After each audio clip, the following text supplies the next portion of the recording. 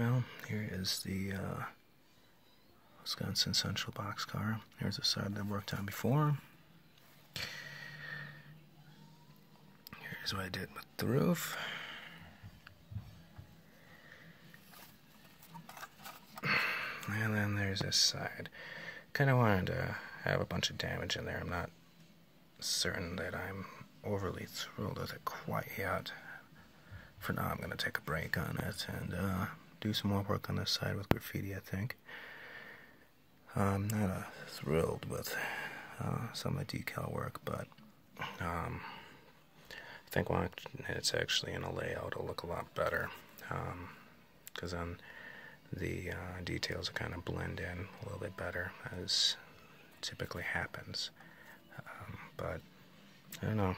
First time in 15 years I've really given a good whack at something, and I'm okay with how it turned out right now. Plus, I can always wash and repaint and start over if I really want to.